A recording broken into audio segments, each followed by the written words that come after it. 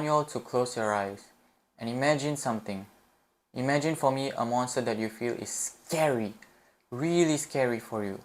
And tell me what you see. Do you see one of those monsters you imagine seeing under your bed when you were young? Or do you see a clown with a creepy smile?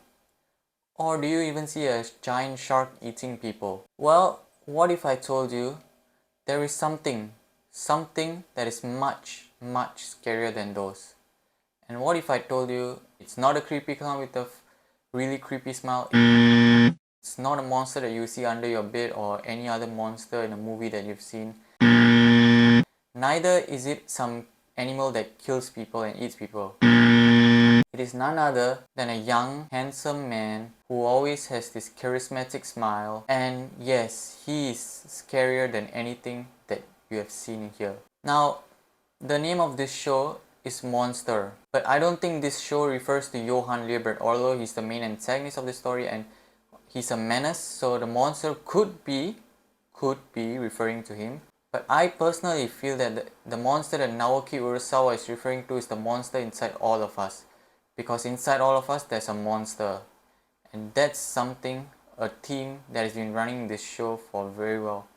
And that's a theme that has been shown and showcased in this show very well. Now some of you may know Johann Liebert is one of the greatest, if not the greatest antagonist in anime. I even made a video about him once. Now when I first saw Johann in episode 4, okay, he was there earlier, but that was when he was a young boy. But when I first saw him as an adult, chills ran down my spine. He's just a normal man. He looks like a normal person that you see on the street. But then again, he's so scary. And that just makes this story even scarier because it's so realistic. And it's saying that anybody, even a normal innocent person you see in the street, can be someone like Johann. And that's just so scary to think about. That's what great thrillers should be like. Johann is someone who's capable of manipulating people. We saw that when he manipulated Detective Richard, who was finally about to see his estranged daughter, but because of Johann, he died. He committed suicide. Johann manipulated him into doing so. Then there's the case of Miloš, who Johann almost manipulated into committing suicide. This man is just scary. That scene where he manipulated Miloš and when Miloš was about to commit suicide, that was just really messed up. Really messed up. I could honestly spend an hour talking about Johann Liebert. He's just that intriguing of a character, but I'm not here to talk about Johann Liebert. I'm here to talk about Monster as a series as a whole. And I don't have, I'm a very busy guy, so I don't have much time. So I'm going to talk about it as long as I can in this video. So stay put with me, you guys. Don't go anywhere! And I'll make sure this journey is worth it. Now, this show was set in Germany back in the 80s and 90s. And the story begins with Dr. Tenma, a Japanese doctor, back in the 80s in Germany. He's working in this hospital that's very prestigious and he's a very talented neurosurgeon. He saves this very important person one day, comes out of this hospital, and he's confronted by this lady. This lady said that her husband came before this important person. But Tenma went to do the surgery on this important person, leaving some other doctor to do a surgery on her husband, which resulted in her husband dying. And this begs the question, are all lives equal? And that's an internal conflict that Tenma has. Are all lives equal? I mean, he has everything at this point. He has a fiance, he has a very stable job, and he's also about to get his promotion, which is all good for him and all. But he still doesn't like this because he became a neurosurgeon because he wanted to save as many lives as possible. But he doesn't like the internal politics that's going on in the hospital, where the hospital is prioritizing in more important people to get more fame, which would result in more money for them. Which again, this is very realistic because even today, this was set in 1980s by the way, and even today, businesses are like this.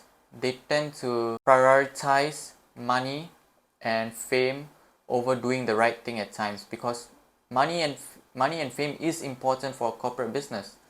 And that's where Tenma is struggling here because that's not what he wants to do. He wants to save as many lives as people. So when Johann came, when he was about, like literally about to do a surgery for him to save his life, the mayor comes in and his boss wants him to do a surgery for the mayor because it will bring them more fame, more money and things like that. Now, let me just remind you, the boss is someone who took credit for Tenma's work. Tenma has come up with researches and things to push boundaries in the neurosurgeon world. The boss just takes his findings and claim that it's his own, and he's just taking credit from Tenma, which again Tenma doesn't mind at all, but the part that he wants is to save people. That's what's important to him. So Tenma has had enough of this at this point. He goes on to do a surgery on the boy instead of the mayor, and the boy survives. Good thing, right? I don't think so. I don't think that was a good thing, but we'll talk about that later. And then after that, his life goes downhill. He lost Eva, his fiance. He lost his promotion, and people at his work are not treating him very well, let's just say. So things are not going very well for him. Although Tenma is a talented neurosurgeon, and this just says about the world that Tenma is living in at this point. Tenma, he lives in this world where no matter how talented you are, it doesn't matter, because what matters is the politics, the money, the profit that we are getting. That's what matters the most, which is very relevant even today, because that's how the world is today as well. When Tenma was given a choice between Johan and the mayor, it was like the trolley problem. I'm not sure if you have heard of the trolley problem. Basically what it is that there's an out of control trolley, and there's an operator who has to choose between saving one life on top and the 5 lives below. So the operator has two options here. Same here in this situation with Tenma. Tenma is the operator, and he has to save either Johan, which represents the 1 life, or the 5 lives below, because the 5 lives below can do a lot for the company and also possibly secure his promotion.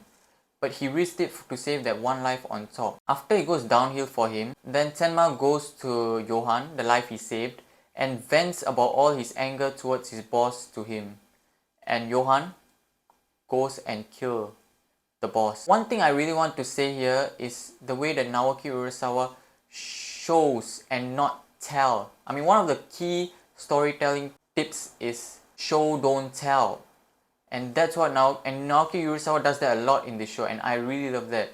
When he kills the boss, he used this whiskey bonbon, right? And then later on in the show, we see other people die as well, like the secret police in Czechoslovakia where Detective Jan Suk works, and they too die, and they realize, but we know how they died.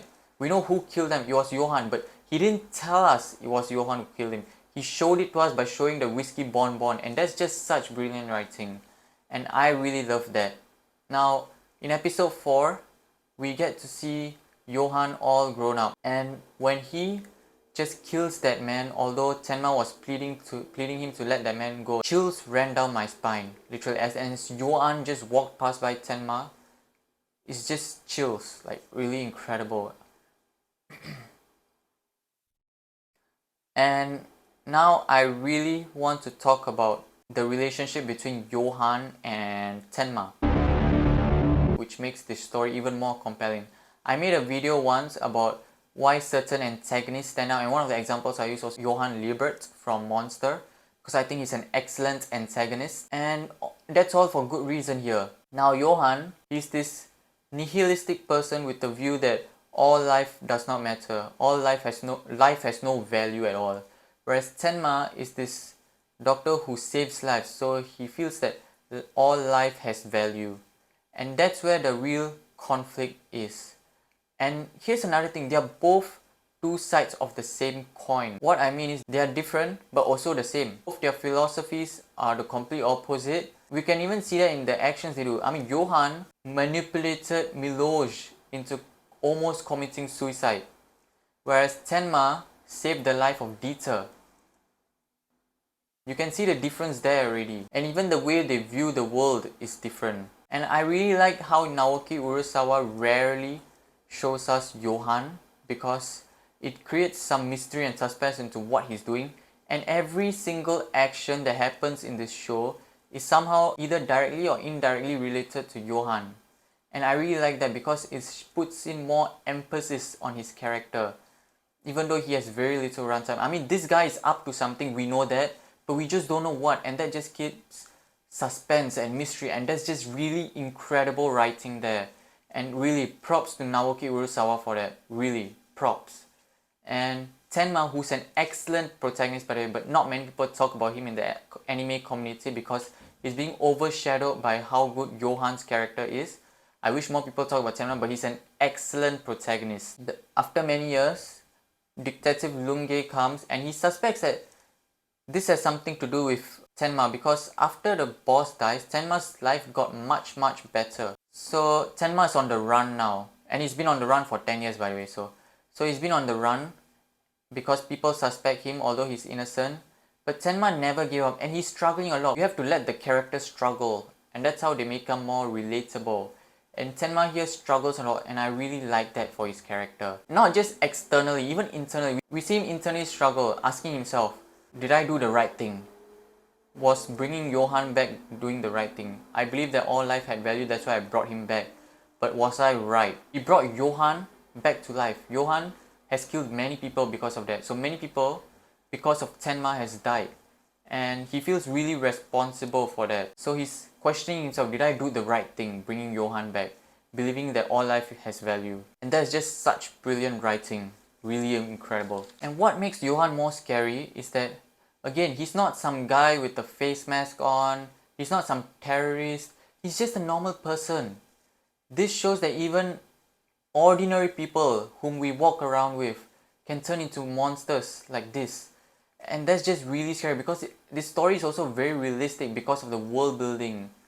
The world building is about corruption and inner politics, and at the beginning of the show with the first 4 episodes, which was kind of the setup, Naoki Urasawa takes the setup of that first 4 episodes and expands upon it. He uses that same things but expand upon it, upon the country, with the history of the country and things like that, with the politics inside the country. And that's just such brilliant writing.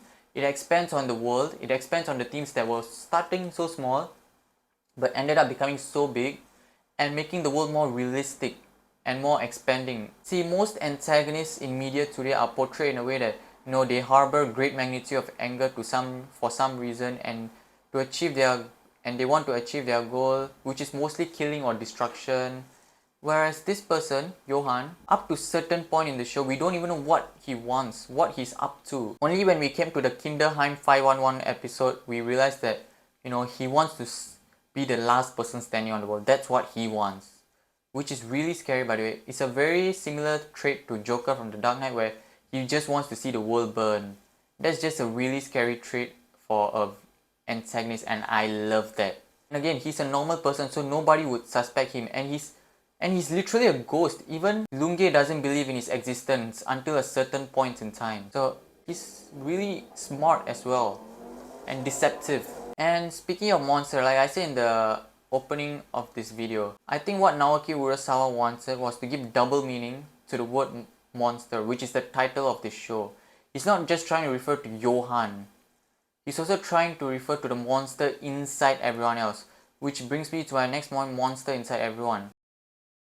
There are so many interesting side characters here. All the side characters in the show are very well developed, and each of them have a monster inside. Eva Heinemann, Inspector Lunge, Grimmer, who might be my favorite side character in the show, by the way, and Anna Liebert, or Nina Fortner, whatever you want to call her.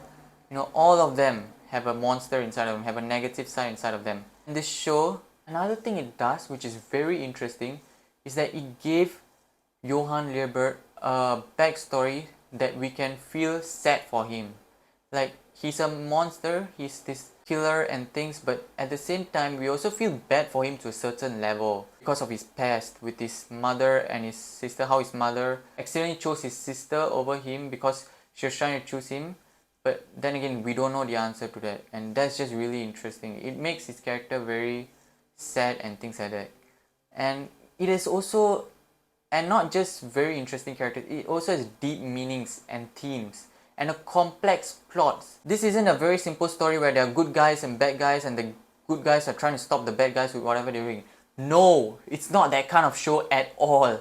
It's a much more complex story. The main story of this show starts in the late 80s when Tenma revives Johan's life, and then we progress. But there are times when the show goes to before Johan even met Tenma, and even before Johan and Nina Fortner were even born. That's how interesting the plot is, and it doesn't feel convoluted or messy either. Naoki Urasawa has planned the story and the structure of the story very well, like when to give this specific flashback and when to create suspense and things like that, when to bring in this character. Like the timing of a lot of the things are perfect in this show. And this show also feels like a puzzle which engages the audience a lot. It makes the audience also participate in the show. This is especially true for the character of Richard. Richard was trying to figure out what Johan was up to, because again, we also didn't know what he was up to. Then he's trying to slowly bring in evidence and pieces together, like puzzle pieces together, and we are also trying to figure out what he's trying to do. And when we finally get the full picture, we are like, oh, that's what he's trying to do. That's just such great writing. This is how you write a suspense story. You don't just say everything or blatantly say everything. You need to give small tips. You need to give small puzzles and clues here and there, so that, and red herrings as well, so that the audience can also think. They will also feel engaged. That's just really brilliant. And the themes, oh my goodness, there are just so many great themes in this show. Themes are essential to a story. Without themes, a story cannot be a story. This show deals with themes like duality, tragedy, love, acceptance, forgiveness, and so much more. It was all done so brilliantly. I can't praise this show enough. If you haven't seen it, what are you doing with your life? Go and watch it. It's really a must watch, especially for thriller fans. And if you've never seen anime, let this be the first anime you have seen. It's that great. And again, Grimmer is my favorite side character in the show, and he also has a monster inside. His monster is called the Magnificent Steiner, and I really like how that links to his past as well. It's just really that incredible. Other than that, I have nothing here. Thanks for watching. You guys are the best always, and see you next time. If you want to tell me anything, let me know in the comments below. If you like this video, click the like button. If you want to see more, subscribe to my channel. Again, you guys are always the best. Thank you so much.